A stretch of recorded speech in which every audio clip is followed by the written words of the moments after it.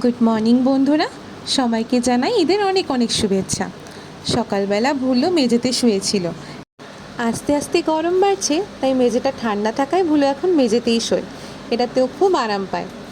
বাইরে গিয়ে দেখলাম অ্যালোভেরা গাছটার ওপর গাছের কয়েকটা পাতা পড়েছে, সেগুলোকে সরিয়ে দিলাম। গাছটাও ধীরে ধীরে ভরে উঠছে। ব্রেকফাস্টে মা বানাচ্ছিল নতুন একটা খাবার। এটা আগেও একবার মা বানিয়েছে, কিন্তু এটার নাম আমরা কেউই জানি না। তো প্রথমে বানিয়েছে সুজি আর টক দইয়ের ব্যাটার দিয়ে। ব্যাটারটাকে প্রথমে ভালো করে গোলা রুটির মতো বানিয়ে নিয়েছে।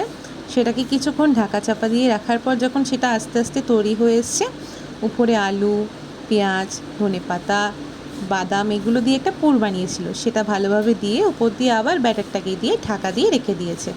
এটা দেখতে কিছুটা স্টাফড গোলা রুটির মতো হয়ে গেছে।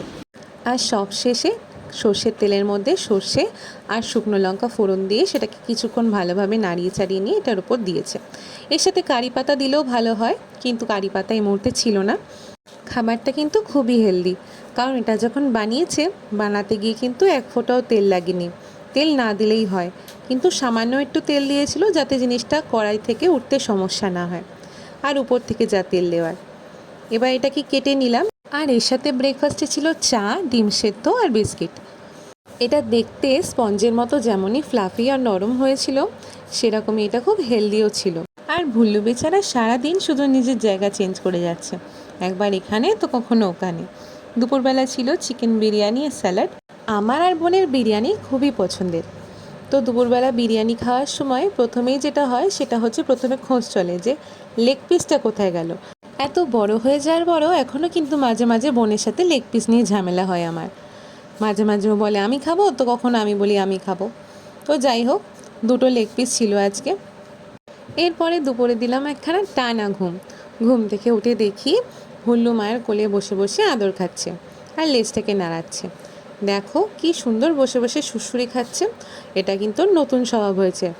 যখন আমরা ওকে আদর করি এরকম চোখ বন্ধ করে বসে বসে সুড়সুড়ি খায়। এরপরে চা বানিয়ে নিলাম। চায়ের সাথে ছিল বিস্কিট, আর সকালে যেরকম বানানো হয়েছিল ওটা দুটো বানিয়েছিল মা। তো দুটোর মধ্যে একটা সকালে খেয়েছিলাম, কারণ ওই একটা পিস খেয়েই আমাদের পেট ভরে গেছিলো। আর এরপরে বিকেলবেলা বাকিটা বের করা হয়েছিল। বাকিটা বের করে খেলাম, তখনও জিনিসটা এতটাই নরম আর সফট ছিল। তো রাতের বেলা বিরিয়ানি ছিল। পরের দিন সকালে ছিল অফিস। লাঞ্চে ছিল ফ্রাইড রাইস, ডিমের ঝাল, আর এখানে ছিল আলু ভাজা, বেগুন ভাজা, কুমড়ো ভাজা। আর টিফিন গুছানোর পরেই দেখলাম বাইরেই দুটো প্রজাপতি খেলছে। এরপরে সব কিছু গুছিয়ে নিয়ে অফিস চলে গেলাম। অফিস থেকে ফেরার পথে আমি আর আশমিরা একটু গেছিলাম হালদিরামসের আউটলেটে। এখান থেকেও সবার জন্য মিষ্টি আর লাচ্ছা কিনবে বলে এসেছিলো। ততক্ষণ আমি একটু আশপাশটা ঘুরে ঘুরে দেখছিলাম। স্পেশালি ঈদের জন্য এই সময় লাচ্ছা, বিভিন্ন রকমের শরবত, ড্রাই ফ্রুটস এগুলো বিক্রি হচ্ছিল। আর বাইরেটা দেখো কি সুন্দর সাজিয়েছে। এরপরে ওখান থেকে বাসে উঠে গেল আর আমি চলে এলাম বাড়ির জন্য।